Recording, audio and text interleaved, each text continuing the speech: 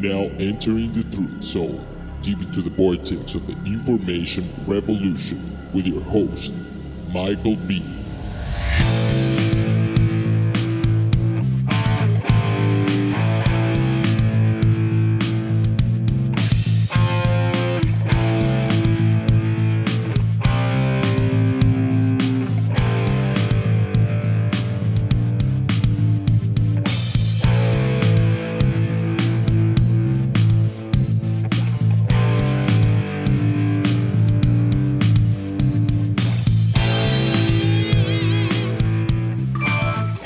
My name is Michael B. This is The Truth Zone. This is part 3 and the conclusion of the communist takeover of America. Coming to you live, deep from the heart of Texas. I am a very regimented individual, and I forgot to eat breakfast today, and I'm starving, but I'm gonna get through it. And I'm gonna drink my vitamin fusion blend from Alex Jones, Infowars.com. And folks, if you're not a fan of Alex Jones, and if you're not buying the products, you really should. I use Super Male Vitality. I've been using it for years, and I tested it. I came off of it 5 different times. I counted and I tracked it. And let me tell you, every time I came off of it, I felt like I was in my 50s. I'm 52 years old, and I take the Vitamin Fusion Blend, which is somewhat new. I've taken his flagship product, in my opinion, the flagship product, Super Male Vitality, and I work out 6 days a week. Sometimes 2 workouts and 1 workout on Sunday, okay? So really it is 7 days a week, actually. So that's every day.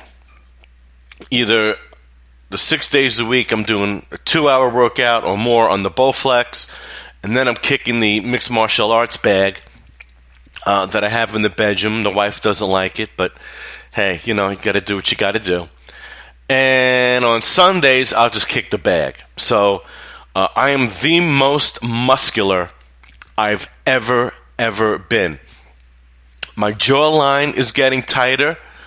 So I put on some weight. You know, you get older, you put on a little weight. And for you MASH fans, you get a little that Frank Burns chin or that Mitch McConnell chin. And, my jawline is getting more and more prominent. So I urge you to go to Infowars.com/store. Check out some of the products. Try Super Male or Super Female Vitality first. I think you're going to love it. Alex Jones is live from 11 to 3, and then on Facebook, and that's Central Time, AM to PM. Today he's starting a 30-hour marathon, so I urge you to check that out. Why am I doing this? Why am I doing this again after taking a year off?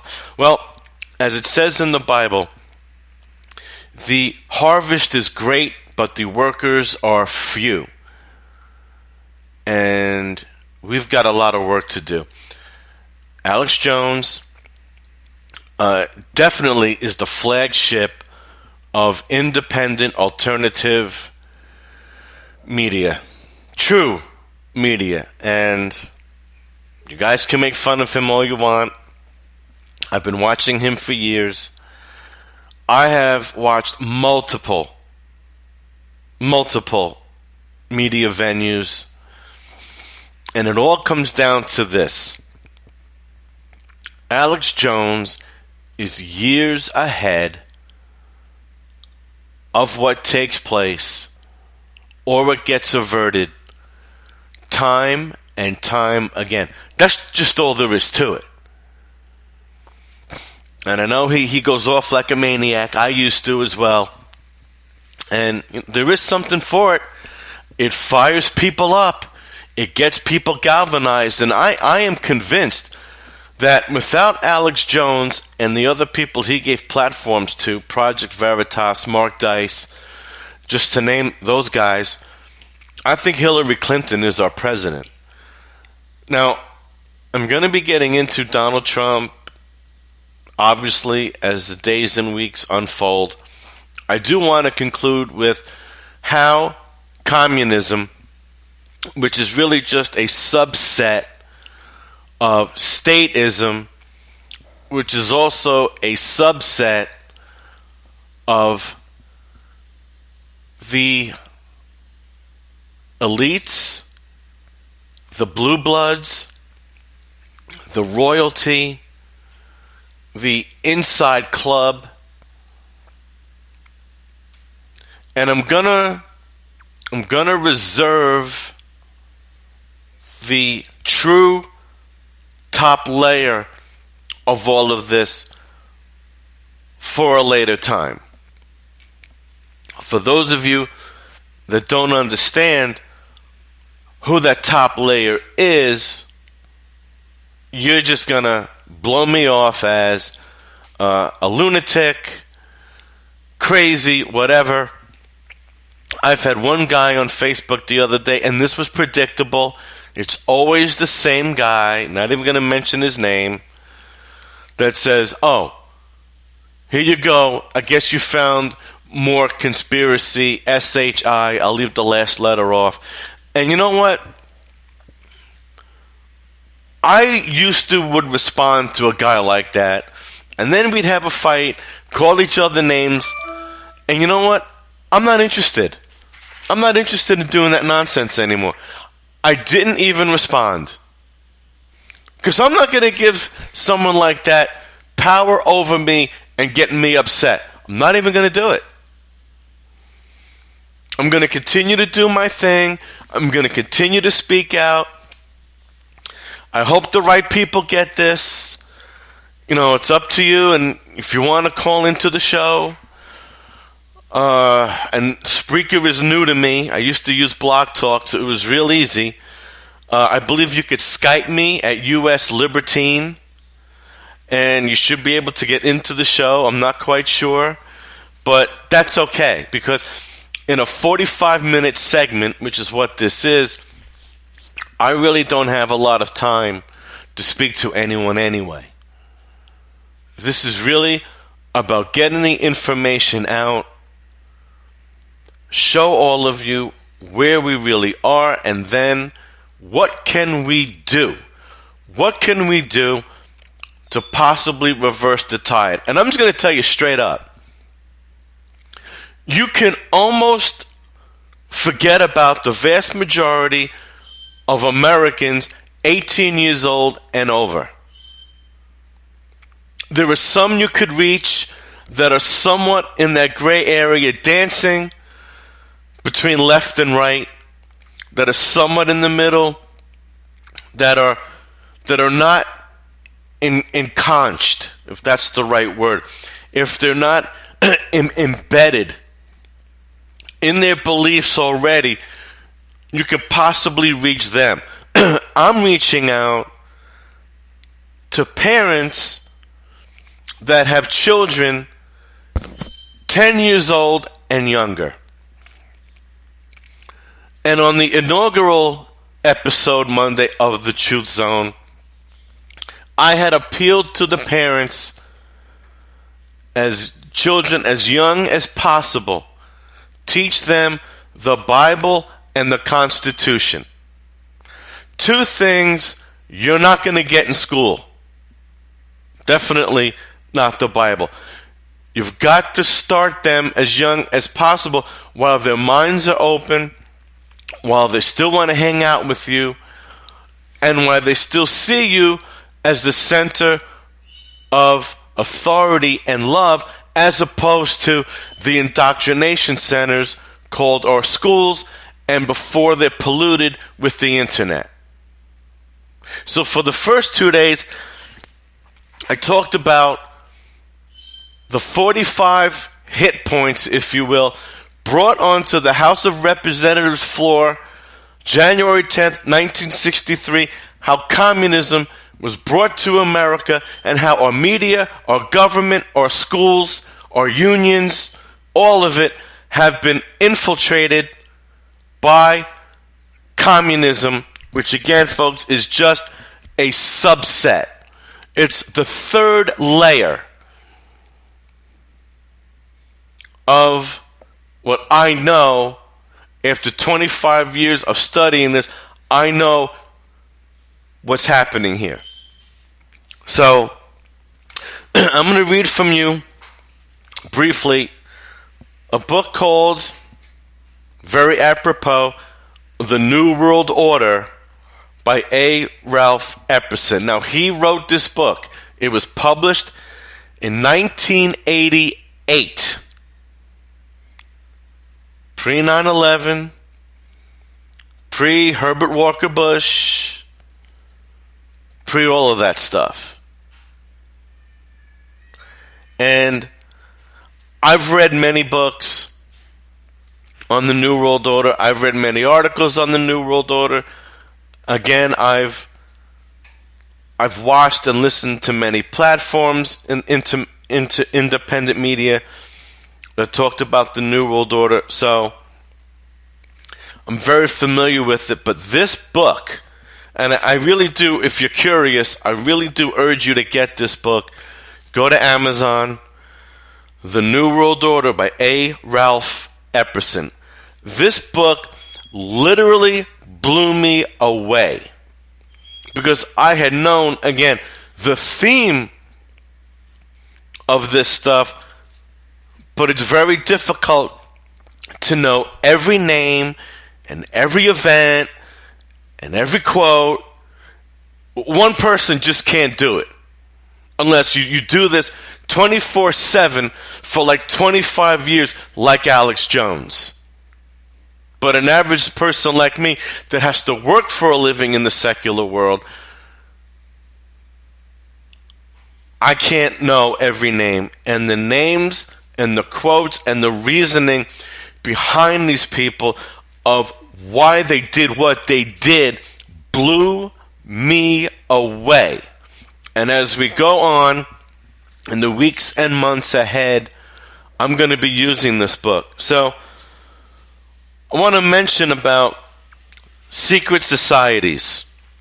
Lafayette said, "An invisible hand is guiding the populace." Arthur Edward Waite, a prolific writer on secret societies, has written this: "Beneath the broad tide of human history, there flow the stealthy undercurrents of the secret societies, which frequently determine in the depths the changes that take place upon the surface." One such secret society with two doctrines was the Illuminati, and Professor Weishaupt, its founder, boasted of his organization's secrecy. He realized that this secrecy would enable them to decide the fate of nations, and because their deliberations were secret, no outsider could interfere. He wrote, "The great strength of our order lies in its concealment. Let it never appear in its own name, but always covered by another name and another occupation." Now, these secret societies, one of them is the Shriners. They do a lot of great works. They have a children's hospital. I know you've seen the commercials.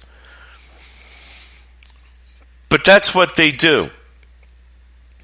See, on the surface, they do a lot of humanitarian efforts, and that's good, and that's great. But under the surface, folks, they are in this global cabal as well. There's just no doubt about it. So the secret societies were created to bring the world to the new society known as the New World Order. The members of these organizations obviously feel that their goals are so noble that they may perform whatever tasks are required of them to bring that goal to fruition. This means that murder, plunder, and lying all become acceptable as long as these methods assist its members in obtaining their goal. Is it any wonder, ladies and gentlemen, that it has been alleged, well, quite frankly, it's been proven, but I'll just leave it as alleged, for the purpose of this discussion, that ISIS, Al-Qaeda, and other branches of fundamental Islam have been funded to carry out the murder and the plunder that they're doing. These people could not do it alone. They couldn't. In these countries of Iraq and Iran, Afghanistan, Saudi Arabia, the general populace are basically poor like North Korea. Okay? These people have nothing. The wealth in these countries are owned by 1% of those elites. So, where do these people get the money? Obviously from them, obviously from the United States, Great Britain, the United Nations, on and on and on. The greatest danger, ladies and gentlemen, to the United States are not just those 7 countries that Donald Trump wants to stop people from coming into. They're just a muscle. They're the hammer. But a hammer can't slam in a nail without being guided by a hand. That hand, that's the most dangerous entity to America and the West, to life, liberty, and the pursuit of happiness, to common law, to peace, to love, to prosperity. That is the most dangerous entity, that secret hand. And John F. Kennedy was very brave, and it's probably got him closer to assassination on November 22nd, 1963, which you look at the Sabruta film, you read the reports, the Warren Commission report, I read it in full. You listen to the testimony of then Governor Connolly and others. There is no doubt that multiple shooters took out John Fitzgerald Kennedy. So you could go on YouTube, you could get the entire speech, JFK Secret Society speech, over 19 minutes for the purpose of this show. And to keep you all focused, I cut it to 2 minutes and 25 seconds. Here's John F. Kennedy.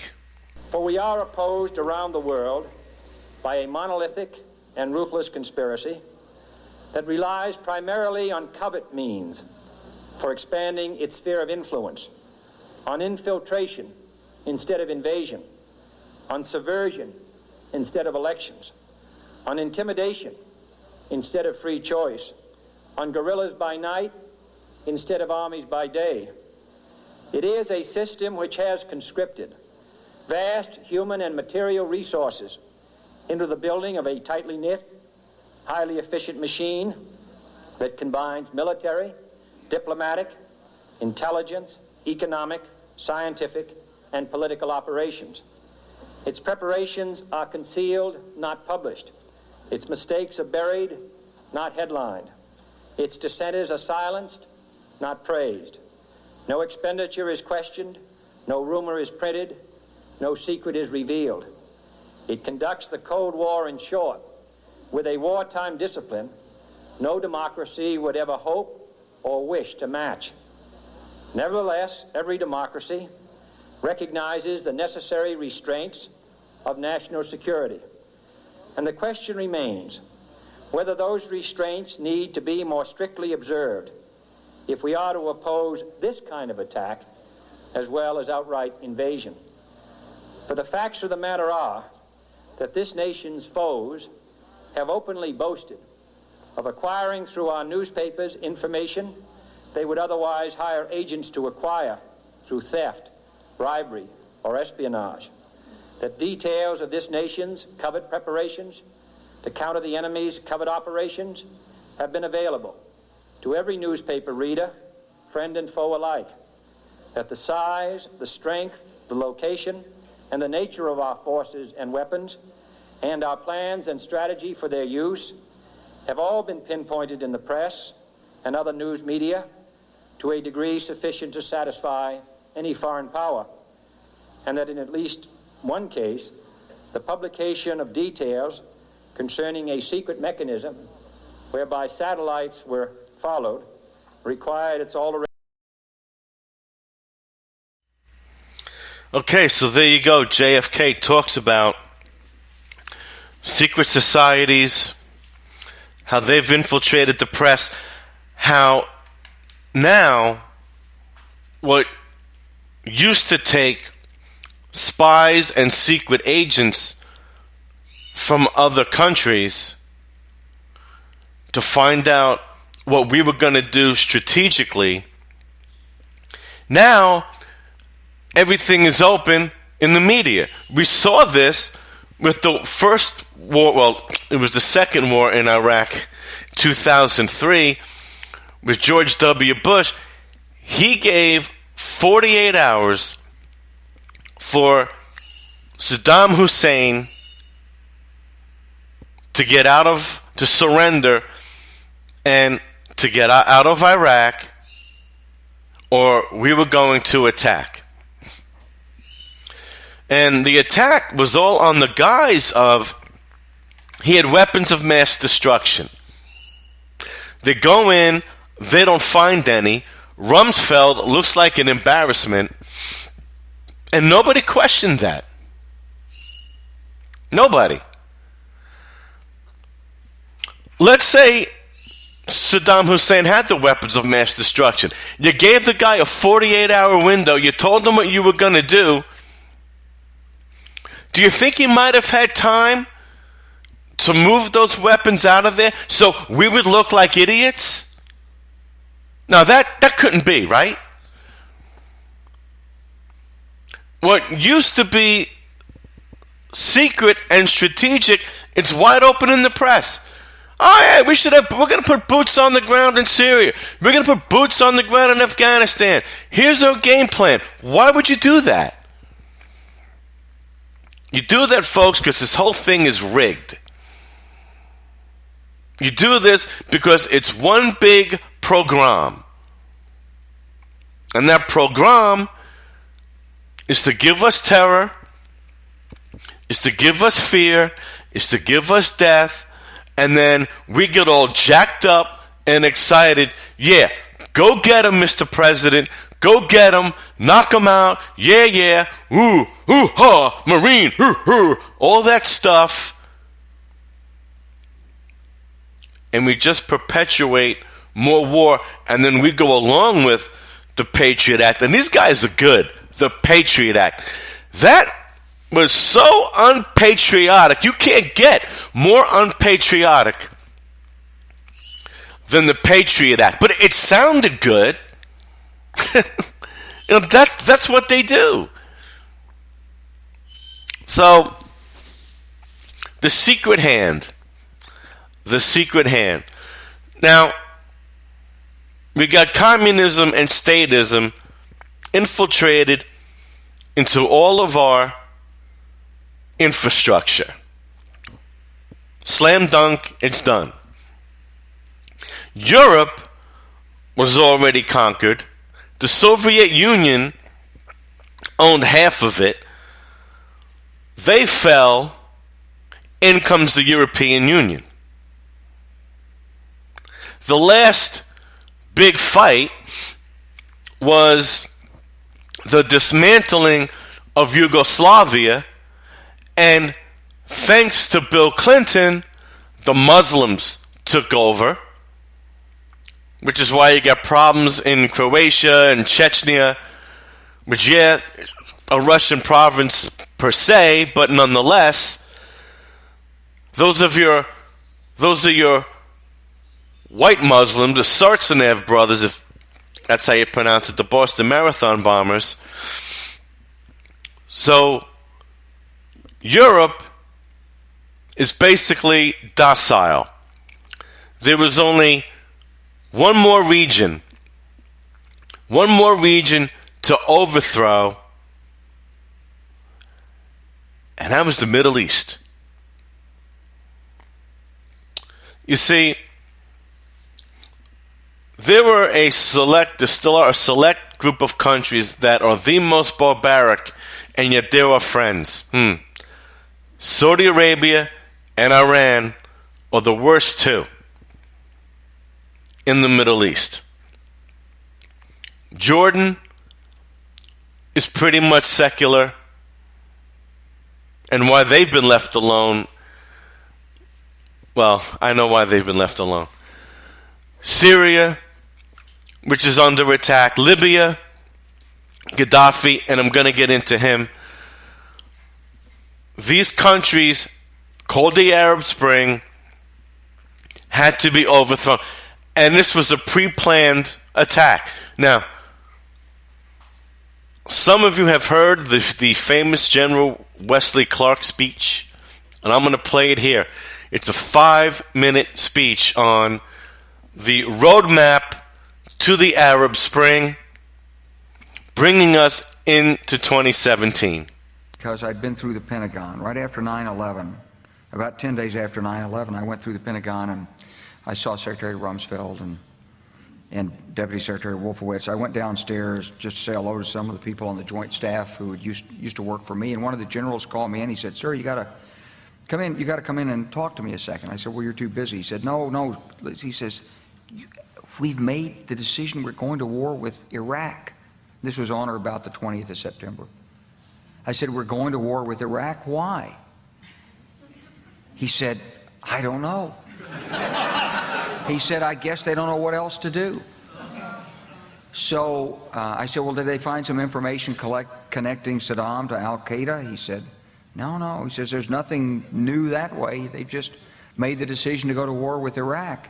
He said, "I guess it's like we don't know what to do about terrorists, but we've got a good military and we can take down governments." And he said, "I guess if the only tool you have is a hammer, every problem has to look like a nail." So I came back to see him a few weeks later, and by that time we were bombing in Afghanistan. I said, "Are we still going to war with Iraq?" And he said, "Oh, it's worse than that."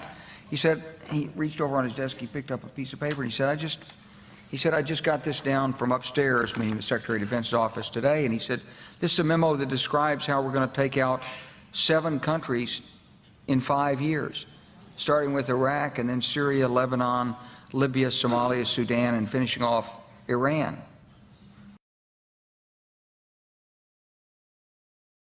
This is a memo that describes how we're going to take out 7 countries in 5 years, starting with Iraq. My fellow citizens, at this hour, American and coalition forces are in the early stages of military operations to disarm Iraq, to free its people, and to defend the world from grave danger.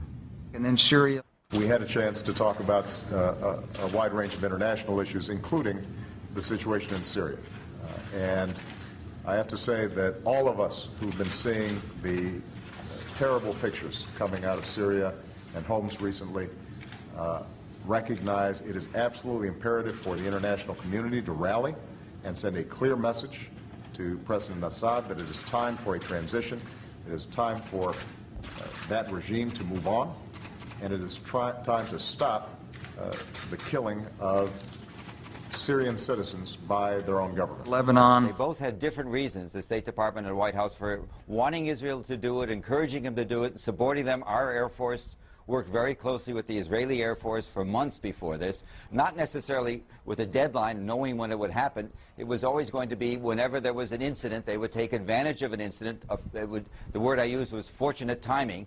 When Hezbollah grabbed some of the Israeli soldiers in early July, that was then a pretext, I think that's the only word, for a major offensive that had been in the works a long time. Libya. Today we can definitively say that the Gaddafi regime has come to an end.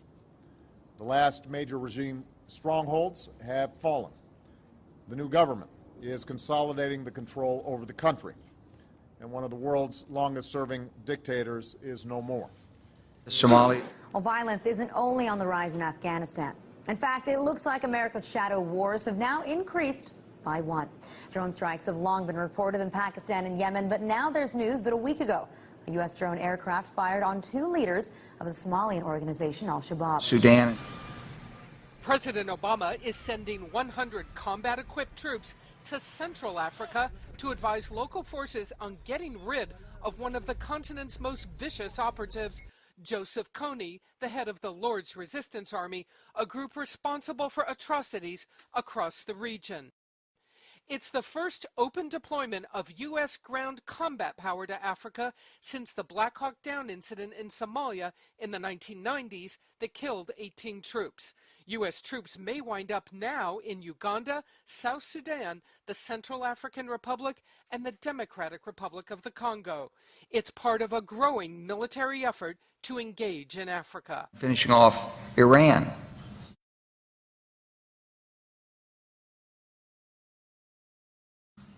I said, is it classified? He said, yes, sir. I said, well, don't show it to me. And I saw him a year or so ago, and I said, you remember that? He said, sir, I didn't show you that memo. I didn't show it to you. I'm sorry, what did you say his name was? I'm not going to give you his name. So go through the countries again. Well, starting with Iraq, then Syria and Lebanon, then Libya, then Somalia and Sudan, and then... So there you have it, folks. This was absolutely pre-planned. And you hear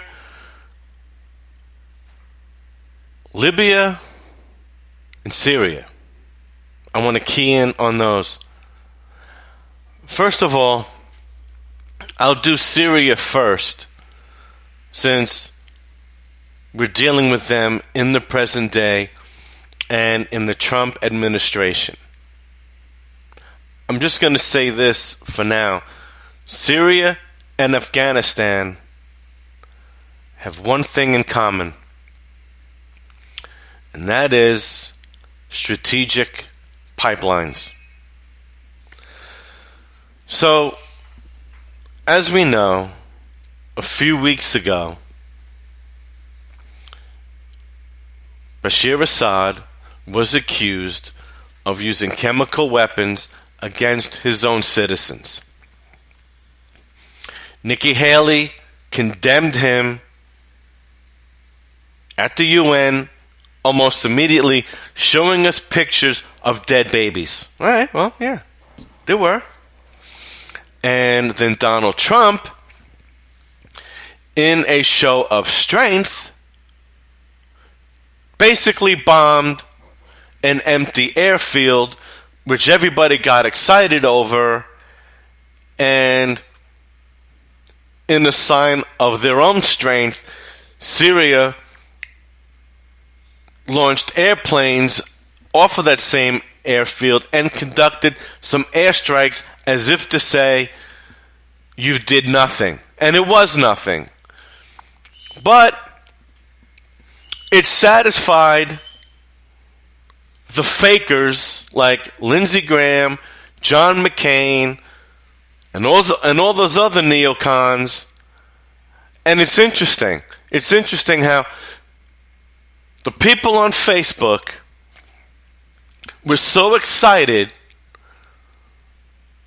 swallowed the narrative, loved the bombs dropping. So they took the side of the very people they condemned during the campaign. The same names I mentioned. See, who benefited? Well, really nobody, but who was able to saber rattle bombing Assad's airfield and condemning him in front of the world? Who benefited? Well, the neocons that I just named and ISIS. Now, when those groups of people are happy, we're doing something wrong. And like Rand Paul said, maybe we should have had an investigation first Because in 2013, there was a chemical attack in Syria. Assad was blamed, and it turned out to be a false flag, and it turned out to be the terrorists themselves.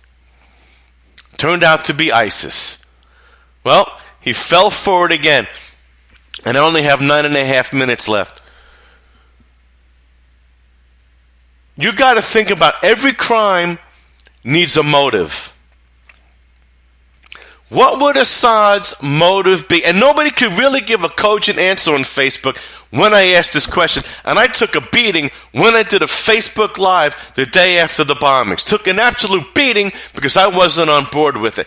What was the motive? Assad finally is getting a United States president who has committed to destroying ISIS in the Middle East, which has been confirmed that it is the leading group in this rebellion against his government.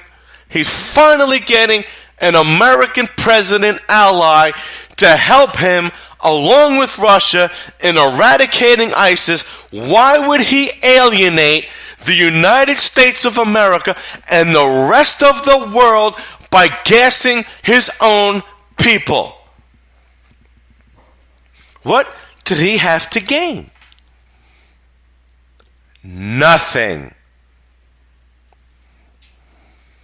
And why would a false flag be staged? Why do they want Assad out of there? Who, by the way, allowed Christians to freely express their religion? Who wears a Western suit and not a shroud? Okay, who is West-leaning, westernizing his country, a very smart, articulate, intelligent man. If you want to talk about Muammar Gaddafi being just a military stooge, which he wasn't, and I'm probably not going to have time to get into him, I'll do that tomorrow. If you want to make that claim about him, if you want to make that claim about Saddam Hussein, that's fine. But you can't make that claim about Bashir Assad. You can't do it. The man is a doctor. He's a learned individual. He's an intellectual. He knows what he's doing. He's a rational man. Is he perfect? Is he Mr. Wonderful? No, but who is? Because if you think that Donald Trump is a liberty-driven man, you're sadly mistaken. You're not going to get that. You're going to get to keep your guns, yes. I believe he's going to bring jobs back, yes. But if you think that he's for individual liberties, if you think that he's libertarian leaning, you got another thing coming, folks. He thinks Snowden should be arrested as a traitor. He thinks that we should be spied on. He's not a fan of civil liberties, folks, so he's not perfect either. But look at the alternative. Look what was put in Egypt. Mohammed Morsi, thank God for them. The Egyptians were smart and made the military get them out. Look what Libya has been replaced with. I'm going to get into that tomorrow. Look what these regimes are being replaced with. Assad had no motive for gassing his own people. And I'm not going to get, time permitting, I'm not going to get into the details of that chemical attack. So that's going to be tomorrow, along with the Arab Spring stuff. So I'm just going to say this. I'm going to finish off the New World Order. I'm going to play a 1 minute, 13-second clip of a speech given by George Herbert Walker Bush to my fellow American citizens and the world. And then I'm going to tell you the year and the date of that speech You can go look that up, and then we'll talk about who was president on 9/11.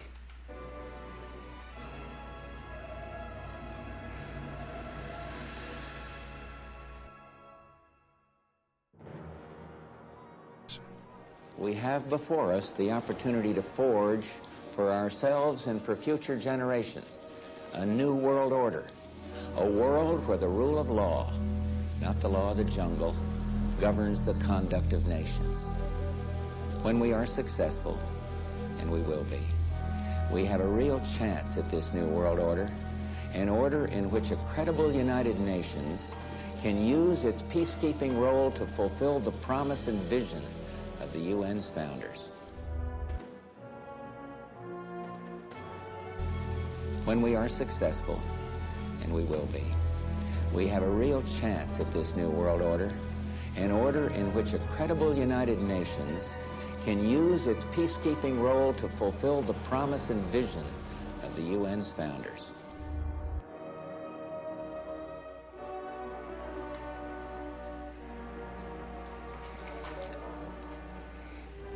Is that man creepy or what? And when we're successful, and I know we will be, we'll have a new world order.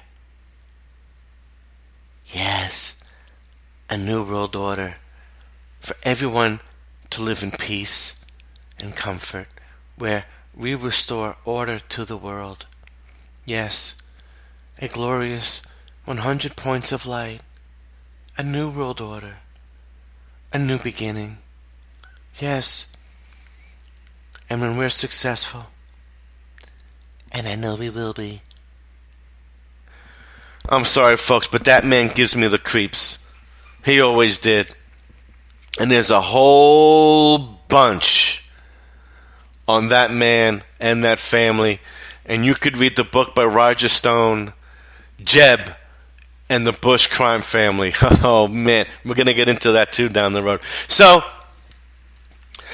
when was that speech given? Here it comes, ladies and gentlemen. September 11th, 1991. September 11th, 1991.